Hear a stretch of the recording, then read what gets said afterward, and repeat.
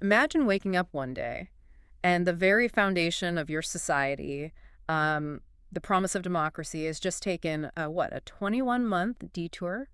No warning, really, just a sudden sweeping change that completely reshaped a nation. Yeah, it's quite something to picture. Today, we're plunging into one of the most pivotal and frankly often chilling chapters in modern history, India's emergency.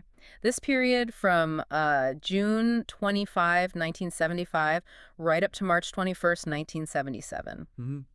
For the world's largest democracy, it was, well, an unprecedented plot twist, wasn't it? Absolutely. And what's really crucial to understand, I think, is that this wasn't just some political event happening far away in the halls of power. Right. It was profound human experience. It fundamentally reshaped the daily lives of millions. Yeah. It transformed the very meaning of freedom almost overnight. So dissent went underground. Completely. Dissent vanished from public view, newspapers suddenly had blank spaces, and the government, well, it essentially assumed the role of Big Brother in ways that were previously just unimaginable. Okay, so our mission for this deep dive is to really explore the triggers. What led to this extraordinary period? What were the shocking realities of life during the emergency? And, importantly, the incredible resilience of the nation. That resilience is key. We'll try to unearth those key moments, those surprising facts that make this story so compelling. We want to show you what it truly felt like when this vibrant democracy suddenly silenced its own voice. Hmm. So let's transport ourselves back. 1975, India, still a relatively young democracy, right? Barely 3 decades out from British colonial rule. Yeah, still finding its feet in many ways. And at the helm was Prime Minister Indira Gandhi, often called the Iron Lady of Indian politics. She was charismatic, undeniably powerful, had a firm grip on things. Definitely a commanding figure. But beneath that surface, significant trouble was brewing, wasn't it? Oh, absolutely. The catalyst, the real spark, was this bombshell verdict. It came down on June 12th, 1975. The Allahabad High Court. Exactly. The Allahabad High Court found Indira Gandhi guilty of electoral malpractices during the 1971 general elections. And these weren't trivial charges, were they? No, not at all. The charges were specific. Allegations of using government machinery for campaigning, things like a state employee building her election stage, even siphoning off electricity for her campaign rallies. Wow. Okay. And the verdict was severe. Her election was declared null and void, just like that. And she was barred from contesting elections for 6 years. 6 years. That's huge. It's like being dismissed from the highest office and then being told you can't even reapply for years. Yeah. A massive political blow. So that high court verdict was severe. What happened next? Did the Supreme Court weigh in? Was there any kind of, I don't know, partial reprieve for her? Well, yes, there was a partial one. On June 24th, 1975, so just days later, the Supreme Court did grant a sort of stay. It allowed her to remain prime minister, but only temporarily. Okay. But Crucially, her privileges as a member of parliament were suspended. That meant she couldn't vote in parliament. she's PM, but she can't vote in parliament. Exactly. It put her in this really precarious, almost humiliating position. Still technically head of the government, but without a voice or a vote in the very body she was supposed to lead. That sounds like a moment of just immense political vulnerability for her. How did the opposition react? Did they see this as weakness? Oh, they absolutely did. The opposition sensed a critical opportunity and really started to galvanize. You had prominent figures like Jayaprakash Narayan, JP, as he was known. The Gandhian freedom fighter. That's right. A revered figure who'd become a very vocal political critic. And Morarji Desai, another seasoned veteran. They stepped right to the forefront. And JP was leading protests. Huge ones. Yep. JP spearheaded a massive protest right in Delhi. And he openly urged police and military personnel to defy what he called immoral government orders. Oh, that's direct. It was a deliberate echo of Mahatma Gandhi's civil disobedience. Very pointed. The streets were buzzing with anti-Indira chants. The whole atmosphere was just thick with defiance. So, from Indira Gandhi's perspective, how did she see all this? Was it just legitimate political challenge, or did she view it as something more threatening? From her viewpoint, and based on her actions, it seems she saw it as absolutely a full-on threat. A threat to her power, to stability itself. Not just dissent. Not just dissent, no. It felt like a direct challenge to her authority and the very fabric of her government. And what happened next, just before midnight, on June 25, 1975? Well, Shows just how seriously she took it. That's when the emergency was declared. Yes, she advised President Fakhruddin Ali Ahmed to declare a state of emergency under Article 352 of the Constitution. The justification given was internal disturbance. Article 352, isn't that usually for, like, war or external threats? Typically, yes. That's what made its use here so controversial. It granted the government these sweeping powers, basically sidelining parliamentary oversight and civil liberties literally overnight. And just like that, poof, the democratic clock stopped. So the declaration of emergency wasn't just a title change. It was, as you said, a profound political earthquake. What did it actually mean for the average person, for how India was governed? It meant the government gained unprecedented power. They could rule by decree. Elections were suspended indefinitely. Indefinitely. And fundamental civil liberties, freedom of speech, freedom of assembly, they were immediately put on hold. India transformed almost instantly into a de facto authoritarian state. That sounds like a massive crackdown. Was there any public warning, or did this truly happen overnight? Did it catch everyone off guard? It was incredibly swift. And yes, it caught most people completely unaware. In the pre-dawn hours of June 26, 1975, police forces just swept across the country. Arresting people. Mass arrests. Key opposition leaders, JP, Atal Bihari Vajpayee, LK Advani, George Fernandez, all rounded up. Even future prime ministers like H.D. Devgada and Narendra Modi. But he was involved then. He was a young activist back then with the Rashtriya Swayamsevak Sangh, the RSS. He was either arrested or, like many others, went underground to avoid arrest. How many people are we talking about? Over 100,000 individuals. Politicians, journalists, activists, anyone seen as a dissenter, they were incarcerated. And the government's main tool for this was the Maintenance of Internal Security Act, MISA. MISA, I've heard of that. It allowed for detention without trial, basically bypassed traditional judicial oversight, due process, everything. It was a really chilling display of executive overreach. And the press, the supposed watchdog of democracy, they must have been hit incredibly hard. How did the government control information? Oh, brutally. The press took a severe beating. Newspapers were raided, power to printing presses was literally cut off, plunged into darkness. Wow. But there was this powerful moment of defiance from the Indian Express. On June 28, 1975, they published a blank editorial space. Just blank. Completely blank. It was this stark, silent scream against censorship, a really profound protest against the silencing of public discourse. How did the government react to something like that, even a silent protest? What were the rules for the press then? Well, the government was not amused, let's put it that way. The censor board, led by the Information and Broadcasting Minister V.C. Shukla, he ran a tight ship. Strict guidelines. Stricter than any school principal's rulebook, honestly. No blank spaces allowed after that stunt. No quotes from famous historical figures if they could possibly be interpreted as critical of the government. Seriously? Oh, yes. And absolutely zero negative reporting or, bad-mouthing the administration. The message was crystal clear. Write only what we approve of or don't write at all. During this time, another figure kind of emerged with a lot of power, but unofficially, right? Sanjay Gandhi, Indira's younger son. What was his role? That's right. Sanjay Gandhi. He held no elected office, but he became arguably the most powerful figure during the emergency. The unofficial czar, some called him. Wielding huge influence. Immense influence. Often operating completely outside formal government channels. His main initiative was this 5-point program. On paper, it sounded noble enough. Literacy, family planning, tree planting, ending casteism, abolishing dowry. Sounds reasonable on the surface. On the surface, yes. But it very quickly devolved into a kind of dystopian nightmare, particularly its focus on family planning. Ah, the sterilization campaign. That's what made it so infamous, wasn't it? Exactly. It led to this widespread, aggressive, and often forced sterilization campaign. Under the banner of population control, Sanjay's campaign pushed vasectomies with this almost zealous bureaucratic fervor. How do they enforce it? Government employees were given quotas to meet. Villages were basically strong-armed into compliance. There are documented accounts, pretty shocking ones, of villagers being coerced into vasectomies with promises of incentives. Incentives? Like what? Like transistor radios. You're kidding. No. Imagine that pitch. Compromise your reproductive rights, get yourself a shiny new radio. It's absurd, but it happened. And refusal often meant losing your job, losing access to essential services, or just facing constant harassment. That's terrifying. It was this terrifying mix of population control and bureaucratic bullying.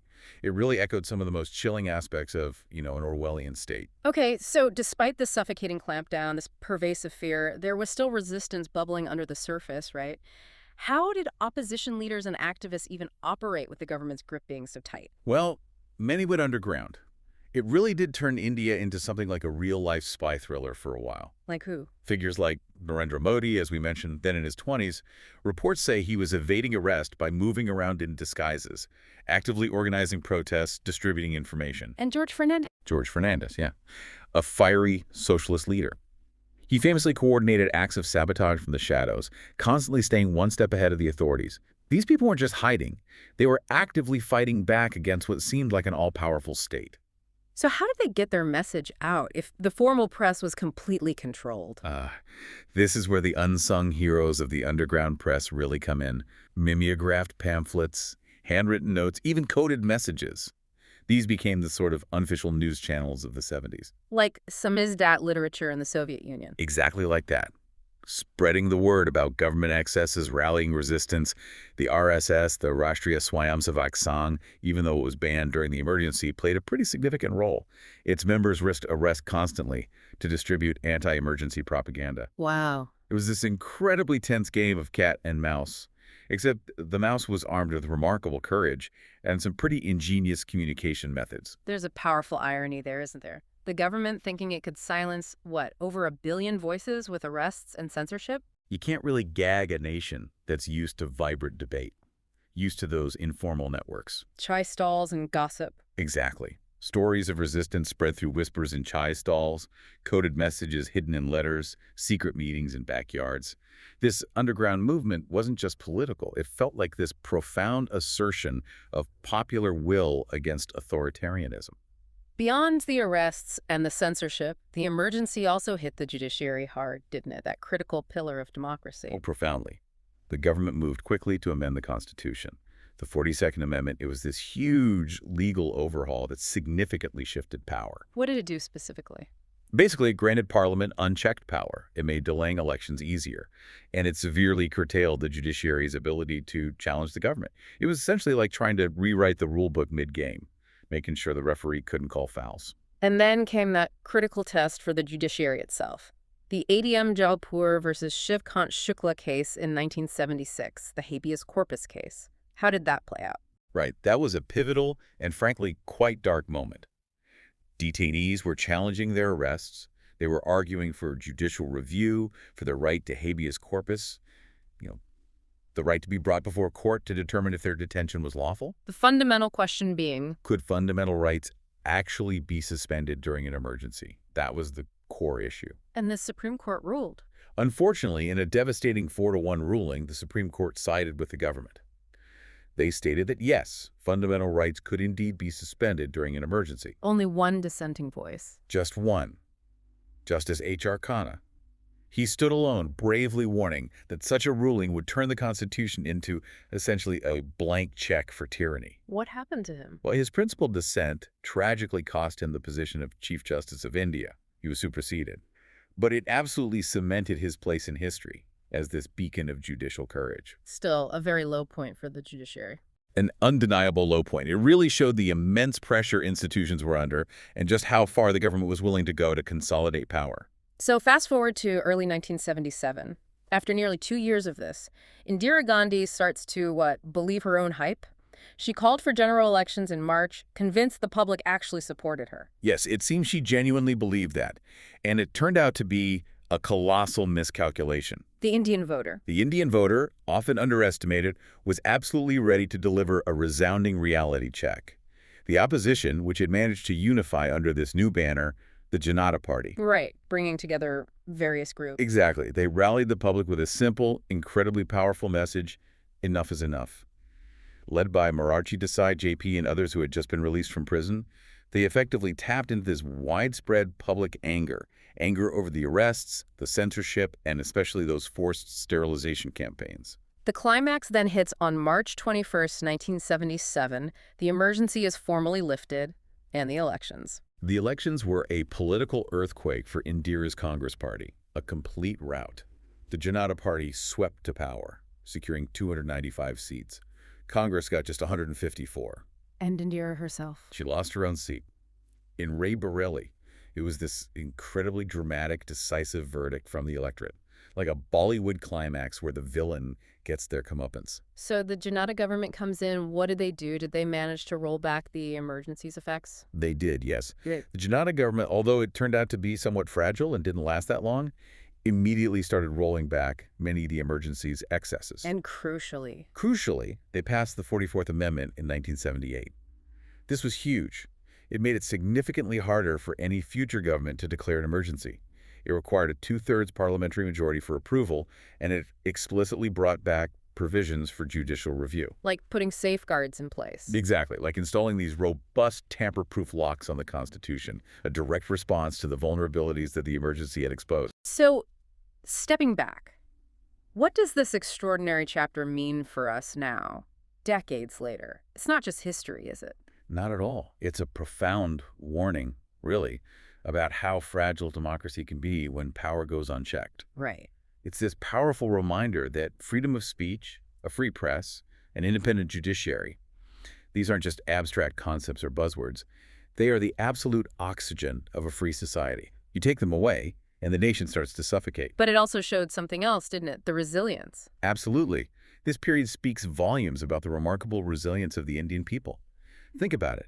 Despite the censorship, the arbitrary arrests, the pervasive fear, people found ways to fight back. The underground press, the secret meetings. Exactly. And ultimately through the ballot box. It's undeniable proof that democracy, even when it's severely battered, can bounce back if people refuse to stay silent. And there's that dark irony, too. The government trying to control this vast, diverse population with decrees and, well, sterilization campaign. It's like trying to regiment this incredibly dynamic, pluralistic society with just one blunt instrument. It was never going to work long term. And the Indian voter, with that ink-stained finger, Delivered a powerful message to the world. Ultimate power resides with the people, not in any palace, not with any single leader. So as we approach the 50th anniversary in 2025, what's the lasting legacy? Well, it's complex. It remains a black mark, undeniably, on India's democratic record. But it also spurred critical reforms that arguably strengthened the system in the long run. Like the 44th Amendment. The 44th Amendment, yes. The subsequent rise of judicial activism in the post-emergency years. A press that became perhaps more vigilant. All these trace their roots back to those really challenging 21 months. It's almost a testament to how adversity can sometimes force greater institutional strength. And culturally, it left a mark there too, surely. Oh, definitely. It's inspired art, literature, cinema. You mentioned Kangana Rana's upcoming film Emergency. There are seminal historical texts like India After Gandhi or Emergency Chronicles that dissect it. But the real legacy. The real legacy, the one that truly resonates, I think, is in the Indian voters' steadfast refusal to bow down. That 1977 election, it wasn't just a vote. It was this thunderous roar. It declared in absolutely no uncertain terms, look, we might be messy, we might be chaotic, but we are a democracy, and don't you ever forget it. Yeah. So India's emergency, a 21-month detour, a really powerful, dangerous flirtation with authoritarianism that profoundly tested the nation's soul. It really did. It exposed the dangers of unchecked power, absolutely, Yeah. but it also highlighted the incredible courage of ordinary people and just affirmed unequivocally the power of the ballot box to set things right eventually. And as we reflect on this whole deep dive, it's worth remembering, isn't it? Democracy is never a given. It's not something static. It's like a garden.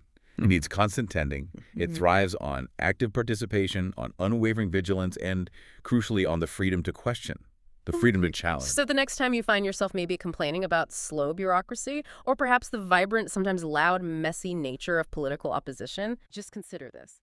It is infinitely better than seeing a blank editorial in your newspaper or living with the chilling fear of a midnight arrest. Because if anyone ever tries to pull another emergency, well, they'll have to contend with over 1 billion Indians who've learned that lesson, and good luck with that.